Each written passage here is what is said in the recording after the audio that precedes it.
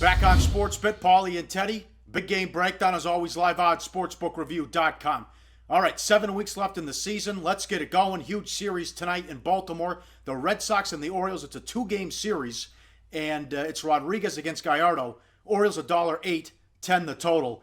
Going into Monday, the Red Sox had 46 games left on the season. 30 are on the road. They only have 2 off days the rest of the year. So they go to Cleveland. Yesterday they won the game that was a makeup of an April 7th game that was rained out. So they win. Baltimore, 2 night games. Thursday, they start a 4-game series in Detroit, and they start with a day game. You got to be kidding me. And then the road trip doesn't end. They go to Tampa. So let's see if the Red Sox can survive this tough week-and-a-half stretch on the road. They come in 1 game behind the Orioles in the standings, and they're in the rare setting of playing 3 different ballparks in 3 days, and they have to do it without Hanley Ramirez on top of all that, Teddy. Yeah, Ramirez on the bereavement leave list. I did not see exactly who passed away, but our condolences, obviously, to whoever passed away for Hanley Ramirez. That being said, he's not going to be there for Boston again tonight. And you talk about the scheduling spot. 3 different cities in 3 different days. You talk about the schedule moving forward of their final 46 games, 30 are on the road. You talk about the fact they only have 2 off days scheduled the rest of the way.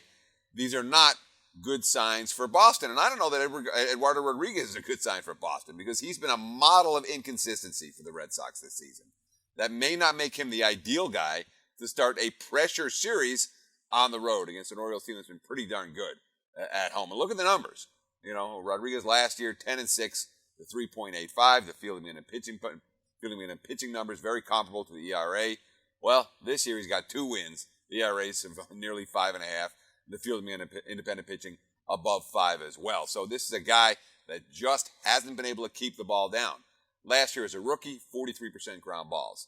This year, down below 31%. And that's a real danger zone in the AL East when you're not getting ground ball outs. In fact, there's 168 pitchers in MLB that have worked at least 60 innings this season.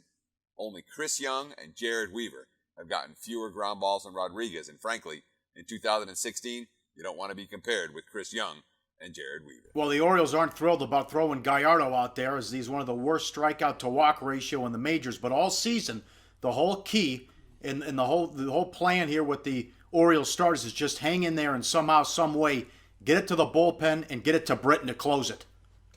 Yeah, and look, let's give Buck Showalter a whole lot of credit for what he's been able to do with this pitching staff. And Showalter, in my mind, is as good as it gets as an MLB manager. I take him in a New York Minute if I had the opportunity to own an MLB team or be the GM or whatever. Obviously, he's not available right now. He's managing Baltimore. But look at the numbers. The Orioles starters, 4.82 ERA. That's 25th in baseball this year. They're not eating up innings. They're not dominating batters. But that bullpen, despite the weakness of the starters, despite all of the extra innings that pen has been forced to throw, the ERA of 3.15, that's number 3 in all of baseball. And we got to ask ourselves, Pauly, you know, he's not a name that comes up a lot. Is Zach Britton a Cy Young candidate? Yes. I mean, other than Jay Happ, I mean, how many guys are out there? Look at the numbers, man. The guy's got 37 saves. He's got a 0.52 ERA. This is his 3rd straight season with an ERA of less than 2. His strikeouts truly upper tier, 10.6 strikeouts per 9 innings. The ground ball rate is off the chart. Look at the numbers.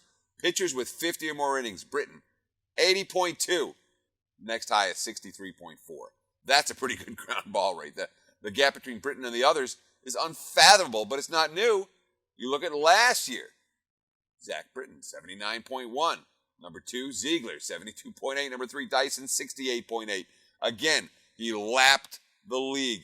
I'm telling you, there's not anyone in MLB history that's come close to doing what Britton is doing right now at the closer's position for Baltimore. He hasn't gotten the hype of some of the monster closers, some of the guys whose names everybody seems to know, but he's been as good as anyone in baseball over the course of the last couple seasons, and definitely as good as anyone in the American League throwing the baseball here in 2016. Hey guys, for the full video, go to sbrpicks.com. So we're giving you picks every day, and you're probably making your own as well. Be sure to participate in SBR's weekly Twitter Bankroll Challenge. Just post your picks on Twitter with at SBR Sports Picks and the hashtag BetSBR before 1 p.m. Eastern Standard Time every day, Monday through Friday. We'll be betting your picks, and if the bankroll is positive at the end of the week, you could win the profits. Picks must be of events taking place that day and available in at least one of the major sportsbooks shown in our Best Sportsbooks page.